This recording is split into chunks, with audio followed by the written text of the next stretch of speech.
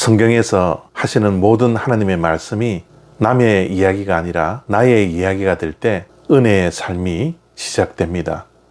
성경 하나님의 말씀은 이스라엘의 역사 이야기요, 유대인의 이야기입니다. 그런데 그 말씀이 나의 이야기가 되어야 합니다. 성경은 몇천 년 전에 쓰여진 말씀인데 그 말씀이 오늘날 현재 지금 나의 이야기가 되어야 합니다. 말씀을 읽고 묵상하며 설교 말씀을 들을 때 모든 말씀이 나에게 주시는 말씀이다 라고 여겨질 때 하나님의 은혜가 우리의 삶 속에 시작되는 것이죠. 사도행전 26장 13절부터 15절까지 말씀입니다. 왕이여, 정오가 되어 길에서 보니 하늘로부터 해보다 더 밝은 빛이 나와 내 동행들을 둘러 비추는지라. 우리가 다 땅에 엎드러짐에 내가 소리를 들으니 히브리 말로 이르되 사울아 사울아 내가 어찌하여 나를 박해하느냐. 가시채를 뒷발질하기가 내게 고생이니라. 내가 대답하되 주님 누구시니이까. 주께서 이르시되 나는 내가 박해하는 예수라. 아멘. 바울이 아그리빠 왕 앞에서 어떻게 부활하신 예수 그리스도를 만났고 어떻게 예수 그리스도를 증언하는 사명자로 부름을 받았는지에 대해서 말씀을 합니다. 그렇게 말하는 가운데 예수님께서 빛으로 찾아오셔서 바울에게 가시채를 뒷발질하기에 내가 고생이다 라고 하신 예수님의 말씀을 아그리빠 왕에게 들려줍니다.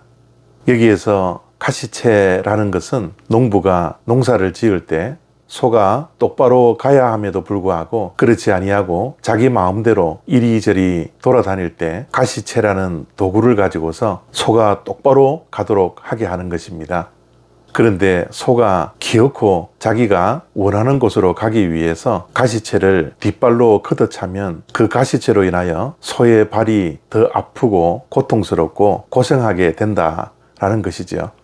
예수님께서 하신 이 비유의 말씀은 옳은 일을 행해야 하는데 옳지 않은 일로 엉뚱한 길로 걸어갔을 때 자신만 더 고통스럽고 더 고생한다라는 의미입니다. 바울이 예수님을 박해하고 교회를 핍박했을 때 결국 자기 자신에게 화가 되고 고통스럽고 헛수고 하는 인생이었다라고 예수님께서 말씀하셨던 것이죠. 우리말에도 사서 고생한다 라는 말이 있지 않습니까? 고통당하고 고생하는 길을 굳이 걸어갈 필요가 없음에도 불구하고 자신의 욕심과 죄와 세상의 유혹 때문에 고생을 하는 것을 사서 고생한다 라는 표현을 합니다. 사서 고생하면 결과는 후회와 아쉬움만 남는 인생임에도 불구하고 눈이 멀어 사서 고생하는 길을 걸어갈 때가 우리에게도 있죠. 저와 여러분들의 삶에도 이러한 헛된 고생을 할 때가 얼마나 많이 있습니까? 바울도 예수님을 핍박하던 것이 사서 고생하는 헛된 인생이라고 예수님께서 말씀하셨던 것이죠.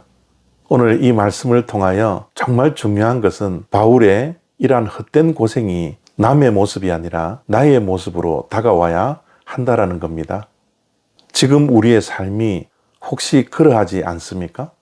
하나님의 백성으로 하나님의 자녀로 살아야 할 삶의 모습들이 있는데 그러지 못한 채 헛된 것을 붙들려고 내 마음대로, 내 고집대로, 내 생각대로, 내 기분대로 걸어가려고 하는 그런 못난 모습들이 우리들에게도 있지 않습니까?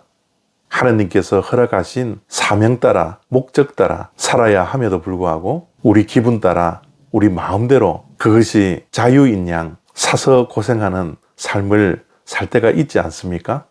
우리는 하나님께서 원하시는 삶을 살아야 합니다. 하나님께서 기뻐하시는 삶을 우리는 살아내야 합니다. 그래서 매일매일 하나님께서 우리에게 말씀으로 다른 곳에 가지 않도록 말씀을 허락해 주시죠. 말씀이 남의 이야기가 아니라 나의 이야기가 될 수 있도록 내 마음의 벽을 치지 않기를 원합니다.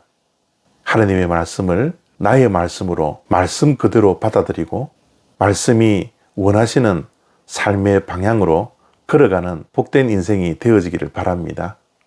말씀 따라 하나님을 향하여 똑바로 갈 때 하나님께서 베풀어 주시는 은혜가 충만한 삶을 살게 될 것입니다.